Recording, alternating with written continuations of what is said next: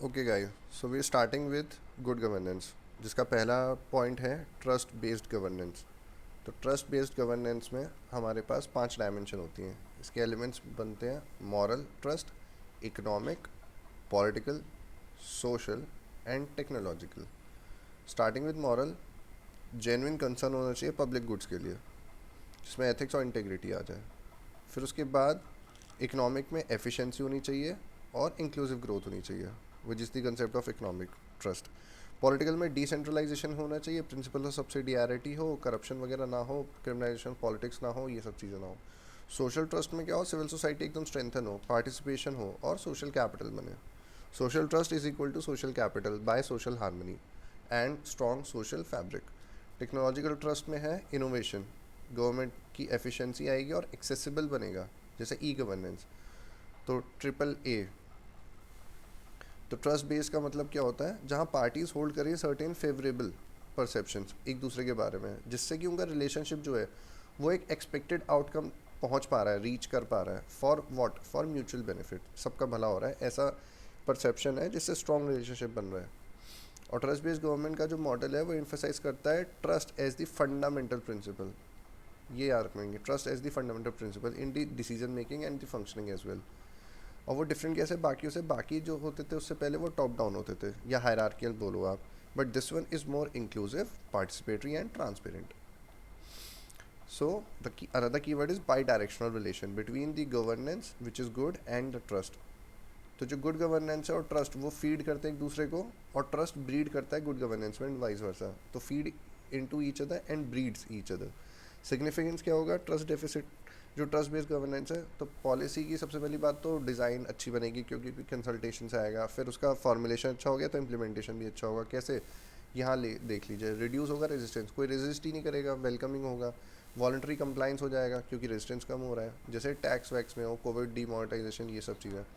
फिर आएंगे हम सोशल में। तो ऊपर वाला पॉलिसी देखा है, फिर सोशल है, उसके बाद इकोनॉमिक है और सोशल कैपिटल है। फिर आएगा करप्शन और क्राइसिस मैनेजमेंट। तो क्राइसिस मैनेजमेंट आपको पॉइंट याद रखना है।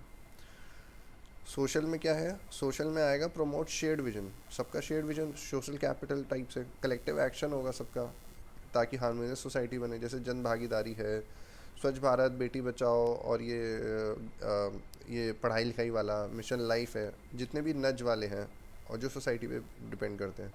इकोनॉमिक में क्या आएगा, स्टेबल रहेंगे हमारे institutions, macro economic parameter stable रहेंगे, पॉलिसीज़ अच्छी रहेगी, ईज ऑफ डूइंग बिजनेस रहेगा, इन्वेस्टमेंट आएगी।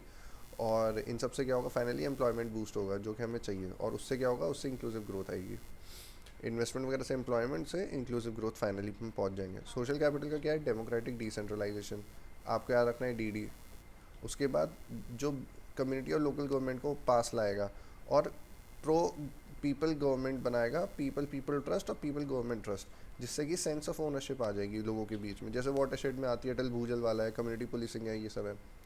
की इनिशिएटिव्स क्या हैं हमारे, जैसे गवर्नमेंट ने आरटीआई लाया है, विवाद से विश्वास लाया है, और जन विश्वास बिल है, मिशन कर्मयोगी है, जीएसटी है। तो विश्वास वाले याद रखने हैं आपको। और ई गवर्नेंस में डिजिटल लॉकर वगैरह, प्रगति, सेंटर फॉर एक्सेलेंस और एआई, जैम ट्रिनिटी, और ई कोर्ट्स वगैरह, डीजी लॉकर, ये तो है ही।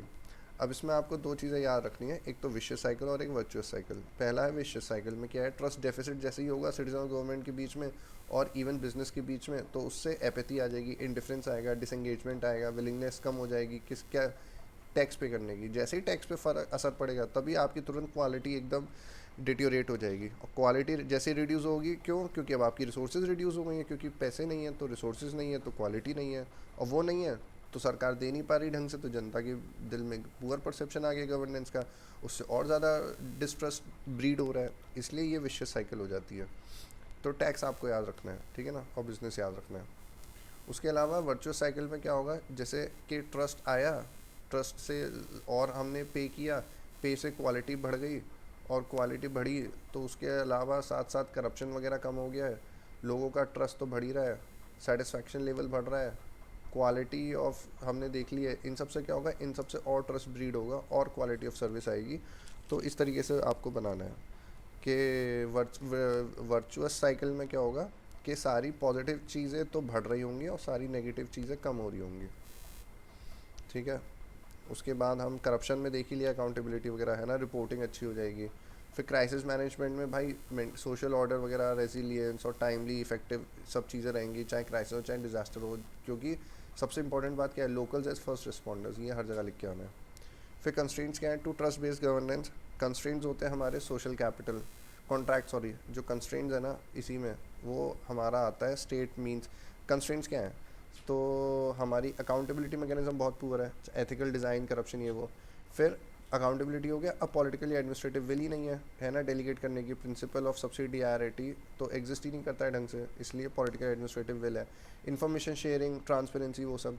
फिर लीगल सिस्टम हमारा इनफेक्टिव है, क्यों? क्योंकि आर्कैइक लॉज हैं, पेंडेंसी बहुत ज़्यादा है, कन्फ्यूजिंग कॉम्प्लेक्स है, लीगल सिस्टम की भी नहीं है डेटरेंस। अब इंस्टीट्यूशन फ्रेमवर्क देख लो, जो उसमें लोग बैठे वो भी बहुत पुअर है, क्यों? क्योंकि जो 4F है हमारा वो भी बेकार चल रहा है एकदम, तो क्वालिटी ऑफ सर्विस हमारी बहुत ही पुअर है। फिर उसके बाद policy making, policy design, implementation, वो भी आपको पता है, पार्टिसिपेशन नहीं है उसमें। Iron chair, arm chair policy makers रहते हैं जो रिफ्लेक्ट नहीं करते ग्राउंड रियलिटी। और बाकी हमारी इनसिक्योरिटीज़ तो हैं ही, इनइक्वालिटी और इनसिक्योरिटीज़ कौन सी, सोशो इकोनॉमिक, इन सब की वजह से जो गुड गवर्नेंस है, जो स्टेट बेसिकली जो गुड गवर्नेंस है वो मीन्स है, एंड्स क्या है, सिटीजन सेंट्रिक एडमिनिस्ट्रेशन, वो नहीं रीच कर पाता, तो और डेफिसिट हो जाता है ट्रस्ट का। इसलिए यहाँ पे फ्यूचर की जगह आप याद रखेंगे सेवा भाव, ठीक है, जिसमें सब्सिडियरिटी हो सकता है, और इसमें एक्सेलेंस हो सकता है, इसमें व्हील ऑफ सीक्रेसी की जगह ओथ ऑफ ट्रांसपेरेंसी हो सकता है, वर्सटैलिटी हो सकती है, ब्यूरोक्रेट, और इसमें हो सकता है आर्काइक से एजाइल ब्यूरोक्रेसी या लॉज। सेवा भाव तो देख ही लेना। ज़ीरो टॉलरेंस टू करप्शन, ये हर जगह लिख के आना है आपको। और culture of continuous learning, Sevottam model अभी हम देखेंगे, सिंगल विंडो क्लियरेंस है, डेटा गवर्नेंस वगैरह, तो कंटिन्यूस लर्निंग वाला जो कल्चर है ये मुझे अच्छा लगा, culture of continuous learning, zero tolerance तो है ही। और बाकी हमारा ये सिंगल विंडो और सेवोत्तम, SS याद रखेंगे। बाकी ये याद रखना है, civil service, police, legal, electoral reform, सब सब याद रखने हैं, ठीक है। और जन आंदोलन से जन भागीदारी, फिर सिटीजन सेंट्रिक तो रहेगा ही, ज़ीरो टॉलरेंस हो ही गया, ठीक है। अब इसके बाद देखते हैं रोल ऑफ ग्राम सभा, क्या है रोल ऑफ ग्राम सभा लोकल गवर्नेंस में। तो true local governance possible only with the empowerment of the gram sabha. अब रोल करिए as a pillar of development, इसके रोल को एनालाइज करना है, ठीक है ना, उसके क्या स्टेप्स उठाने हैं। तो हमें क्या करना है, कॉन्स्टिट्यूशन बॉडी तो है ही, हमें पता ही है, जिसके पास हर टाइप की पावर है, मगर लोक शक्ति करना है, पीपल पावर पे डिपेंड करता है, फाउंडेशन कौन है इसका, लोक शक्ति है। और जो एक्सप्रेस करती है अपने आप को एज ग्राम शक्ति, सब कलेक्टिवली आते हैं, एक एक इंसान लोक शक्ति मिला के ग्राम शक्ति बना रहा है। फिर पिलर्स क्या है इसके, importance for the grass root क्या है भाई, पहली बात तो पार्टिसिपेटिव गवर्नेंस ले आएगा ये, है ना, क्योंकि डिसेंट्रलाइज हो रहा है, और पैसिव बेनिफिशियरी से एक्टिव पार्टिसिपेंट्स हो रहे हैं लोग। फिर उसके बाद ट्रांसपेरेंसी, अकाउंटेबिलिटी तो रहेगा ही, क्यों? क्योंकि लोगों का एकदम डायरेक्ट विजिलेंस रहता है इसके ऊपर, है ना, क्लोज विजिलेंस, उससे मिसमैनेजमेंट कम हो जाती है, जैसे सोशल ऑडिट्स वगैरह हैं। उसके बाद इनसे क्या होगा, इससे एलोकेशन ऑफ बेनिफिट्स और बेटर हो जाएगा, क्योंकि लोग खुद ही सेलेक्ट कर रहे हैं, है ना, तो इसलिए आइडेंटिफिकेशन वगैरह पुअर नहीं होगी, जैसे आवास में, फॉरेस्ट राइट्स में, पानी वानी में, इन सब में, स्वच्छ भारत में। एनकरेज क्या करता है ये, इंडिजीनियस डेवलपमेंट।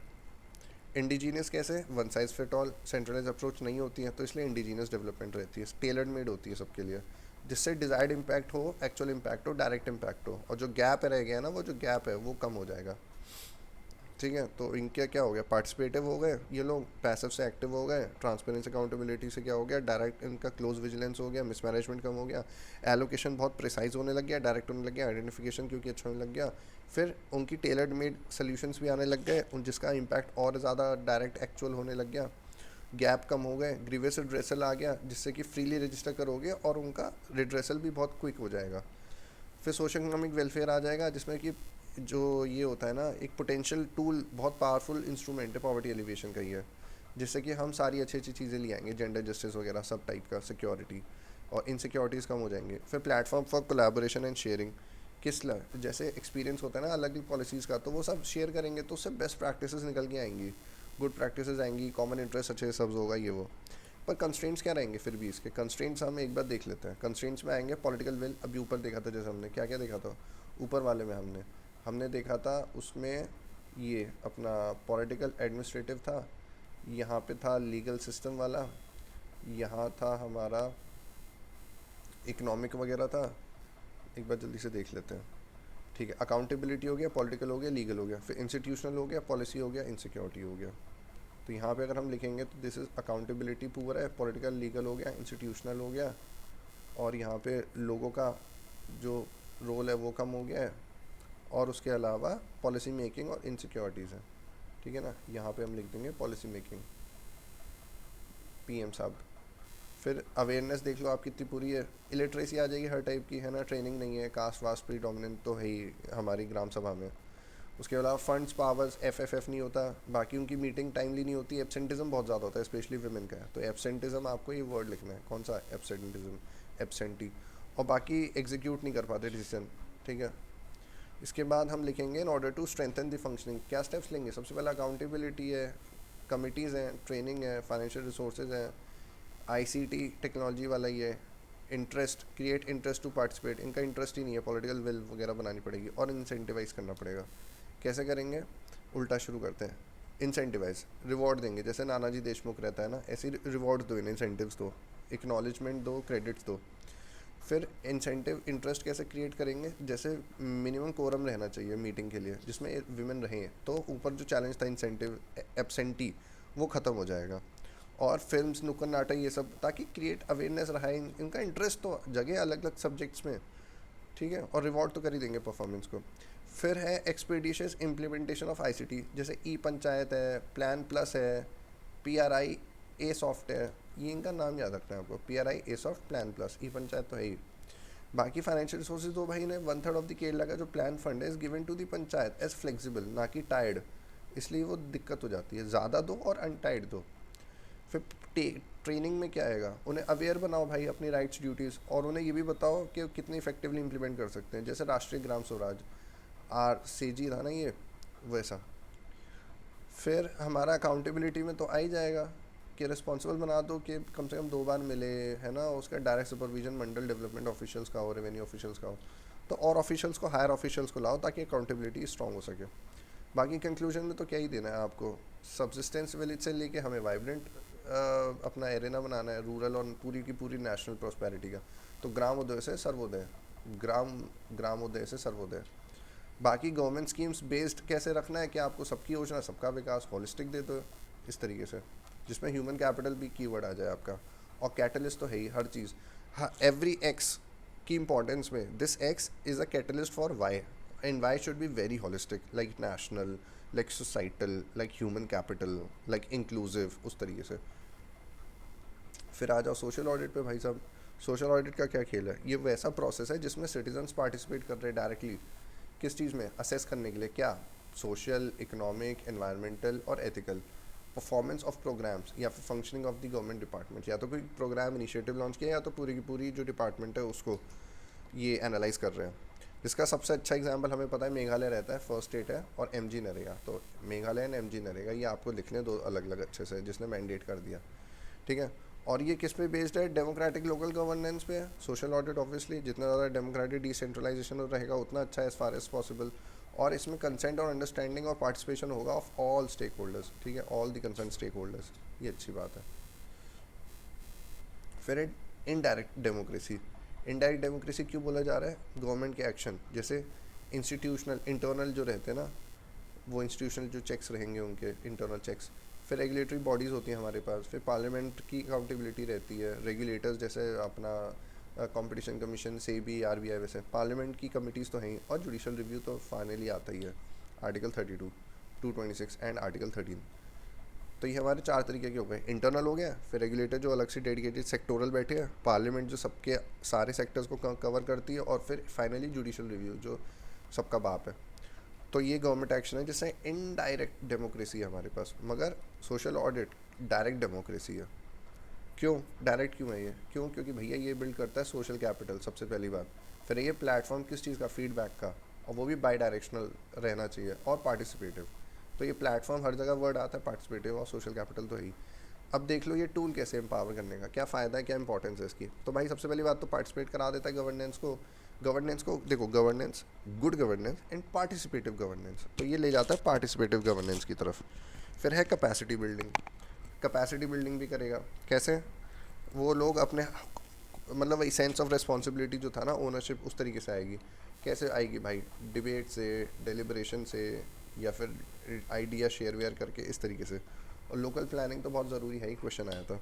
फिर इम्प्रूव करती है एफिशिएंसी इफेक्टिवनेस। कैसे? Concurrent social audit enable identify problem भी करो और उसके मेजर्स भी ले लो इस तरीके से, और वो भी टाइम बाउंड मैनर में। तो सबसे पहले you identify and then you take the corrective measures and that too in a time bound manner, इसलिए। फिर ट्रांसपेरेंसी कैसे आती है? क्योंकि भाई अल्टीमेट यूज़र जो उनके पास है स्क्रूटनाइज करने की पावर, तो ट्रांसपेरेंसी स्क्रूटनाइजेशन पावर से आती है, जिसमें कि आपके गोस्ट बेनिफिशियरी और गोस्ट वर्कर्स जैसे मनरेगा में होते हैं उन्हें एक्सपोज कर दोगे आप। ठीक है, इसमें हम कैसे करते हैं? Government place all the information in front of the in the public domain. फिर अकाउंटेबिलिटी का क्या खेल है? जो परफॉर्मेंस होती है गवर्नमेंट ऑफिशियल्स की, वो दी जाती है, जो भी उन्हें टारगेट या मिशन दिया गया किसी न किसी टारगेट टास्क के अगेंस्ट ही तो अकाउंटेबिलिटी रहेगी। इसी को हम डायरेक्ट अकाउंटेबिलिटी बोलते हैं। किसको? सिटीजन्स को। ये भी अच्छी बात है। जैसे असम पहली फर्स्ट स्टेट बना है जिसने सोशल ऑडिट किया है नेचुरल डिजास्टर के टाइम पे, करप्शन ब्राइबरी देखने का रिलीफ मेजर्स में। ये बहुत अच्छी प्रैक्टिस होगी सोशल ऑडिट की असम में। मेघालय में तो है ही। और platform for feedback and grievance redressal ये हमने देख ही लिया है। जैसे जन सुनवाई है ना राजस्थान का, और MKSS लाया था, या RTI वाला, इसलिए तो सोशल प्रेशर में क्रिएट होता है इससे रिड्रेसल के लिए। तो सोशल ऑडिट से सोशल प्रेशर सारी पॉजिटिव चीज़ों के लिए ये लिख के आना है, और MKSS भी लिख के आना है कई जगह पे। बाकी ये डिमांड क्रिएट करता है भाई सिटीजन सेंट्रिक सर्विसेज के लिए। आप डिमांड ही नहीं करोगे तो ये तो मुंह उठा के नहीं देने आ रहे आपको गवर्नमेंट ऑफिशियल्स। इसलिए वाइब्रेंट डेमोक्रेसी बन जाती है, बिकॉज यहाँ सिटीजन अब अवेयर भी है और डिमांड भी कर रहा है। फिर इन्हीं सब का कल्बिनेशन हो जाता है सोशल कैपिटल में। कैसे? सोशल ऑडिट प्रोवाइड करता है प्लेटफॉर्म सिटीजन्स को, ताकि वो साथ में आए, कोऑपरेट करें। ठीक है, और कलेक्टिव डिसीजन मेकिंग रहेगी उससे फिर। और कलेक्टिव क्यों रहेगी? क्योंकि अब सबके अंदर शेयरिंग ऑफ रिस्पॉन्सिबिलिटीज़ है। फिर हम आते हैं की चैलेंजेस पे। चैलेंजेस वही नेगेटिव्स या क्या हर्डल्स हैं। तो उसमें आएगा सबसे पहली बात तो अवेयरनेस पुअर रहेगी और कैपेसिटी पुअर। क्यों? क्योंकि ना वो जानते ना उनकी कैपेसिटी है। इसलिए जिस दिन जान गए, अवेयरनेस आ गई, उस दिन कैपेसिटी भी धीरे धीरे बढ़ जाएगी, या फिर जिस दिन कैपेसिटी आ गई उस दिन अवेयरनेस बढ़ जाएगी उनके अंदर। तो इसलिए फिर आएगा उनका रिकॉर्ड ही नहीं है। वो सब जानते हैं मगर रिकॉर्ड ही नहीं है, तो किस चीज़ को एनालाइज करेंगे, वो किस चीज़ को पेरूज करेंगे, स्क्रूटनाइज करेंगे। इसलिए या तो रिकॉर्ड होता नहीं है या तो उसे ढंग से फॉर्मेट में नहीं रखते। तो ये दो प्रॉब्लम्स तो बहुत जेन्युइन है, इन्हें ठीक करना पड़ेगा। फिर है रेजिस्टेंस, आ ही जाता है ब्यूरोक्रेसी से। और फिर एक स्टैट्यूटरी बैकिंग तो है नहीं सोशल को जैसे एक्सेप्ट मन रहेगा, इसलिए इंस्टीट्यूशनलाइजेशन करने की बहुत ज़रूरत है इसे। फिर नो एक्शन टेकन रिपोर्ट है कि किसी ने नहीं किया तो कोई ना ये ली जाती है एक्शन टेकन रिपोर्ट, ना ही इसको लोकल लैंग्वेज में दिया जाता है, तो लोगों का इंटरेस्ट और कम हो जाता है एकदम से। तो ATR ज़रूरी है, और उस पर लोकल लैंग्वेज में लेना ATR, और उस पर एक्शन लेना भी ज़रूरी है, इसलिए डिटरेंस नहीं रहेगा ना यार वरना। फिर पब्लिसिटी बहुत पूरा है, भी देखा था लोकल लैंग्वेज में नहीं देते, किसी को फ़र्क भी नहीं पड़ता है, ग्रास रूट तक पहुंचती नहीं है बात, तो फिर फ़ायदा ही क्या है? इतना फ्यूटाइल हो जाता है पूरा एक्सरसाइज। इनफेक्टिव फंक्शनिंग क्यों? रैम्पेंट करप्शन की वजह से। जैसे मस्टर रोल्स में रहता है, बिल्स में है, गोस्ट बेनिफिशियरी, इन सबसे fear of loss of power to the gram sabha by gram panchayat is the reason of it. वो चाहते ही नहीं है FFF को डिवॉल्व करना, डेलीगेट करना, इसलिए। फिर है lack of independence of social audit units. इनकी इंडिपेंडेंस ही नहीं है भाई। क्यों? क्योंकि इनके पास अपना स्टाफ ही नहीं है जो कवर कर ले, ना ये मिलते होंगे पूरे साल भर में, ना इनकी लाइवलीहुड ढंग से दी जाती है, कुछ नहीं है, एकदम बस पेपर टाइगर्स टाइप बना रखे हैं, इसलिए। वे फॉरवर्ड क्या है? रिकमेंडेशन सेकेंड ARC की भी इसमें इंक्लूड कर दी, वेरी गुड, ये तो मैं चाह रहा था। इसमें है क्रिएटिंग अवेयरनेस। कैसे? Investment in the awareness generation. आप सबसे पहले इन्वेस्ट कीजिए अवेयरनेस जनरेशन में और कैपेसिटी बिल्डिंग में, क्योंकि ये हमने सबसे पहला चैलेंज देखा है। कैसे? जन सुनवाई मॉडल है किसका? MKSS का, ठीक है ना। NGO भी कोऑपरेट करेंगी फिर आपके साथ। फिर इंस्टीट्यूशनलाइजेशन करो भाई, स्टैट्यूटरी बैकिंग दे दो, जैसे मेघालय ने दे दिया, सोशल ऑडिट लॉ आया उसका, असम ने अब दे दिया है डिज़ास्टर्स के लिए, पोस्ट डिज़ास्टर। ऑपरेशनल गाइडलाइंस दे दो सारे डिपार्टमेंट्स को, SOP बना दो मतलब। और उसके बाद है मेन स्ट्रीम कर दो रिकॉर्ड कीपिंग को। रिकॉर्ड बनाना चाहिए, फॉर्मेट सही हो, हर चीज़ ढंग से हो, लैंग्वेज भी उसकी सही हो, फॉर्मेट सही हो, है ना। और पीरियोडिकली कैरी आउट हो जो सोशल ऑडिट वाइस सही है, इसको मैंडेटरी कर दीजिए, है ना। इसकी जो फ्रीक्वेंसी है मिनिमम 2 बार तो होनी चाहिए, इसलिए। और फिर मैंडेटरी पब्लिशिंग भी होनी चाहिए उसकी लोकल लैंग्वेज में ATR की, तभी डेटरेंस आएगा। बाकी कैग तो है ही, कैग को नोडल एजेंसी बनाई दो, सबको ट्रेन करेगा, इसलिए। स्कूल्स वगैरह में भी कर देगा यार वो तो। और बिहेवियर भी लोगों का सही करो, किसका? सबसे पहले सिविल सर्वेंट्स का। जैसे अथॉरिटेटिव से लेके पीपल सेंट्रिक पे आ जाए यार, वो सीक्रेटिव से ट्रांसपेरेंसी की तरफ आ जाए। और ABC हो गया, फिर इफेक्टिव स्ट्रेंथनिंग कर लो अदर टूल्स के, जैसे जितने भी टूल हैं, RTI, citizen charter, whistle blower, witness protection और ग्रीवेंस रिड्रेसल, ई गवर्नेंस, ये सारी चीज़ें आ जाएंगी इसमें। केस स्टडी में आ जाओ। आंध्रा, आंध्रा क्यों इंपॉर्टेंट है? Andhra is important for this audit, Andhra for audit, accountability and transparency. और मनरेगा में आएगा तो 7 डायरेक्टर इंडिपेंडेंट कंसल्टेंट है, और बाकी यूनिक PPP अरेंजमेंट तो है ही इसके अंदर। तो ट्रेनिंग कर देगा सारे सोशल ऑडिट्स वालों की।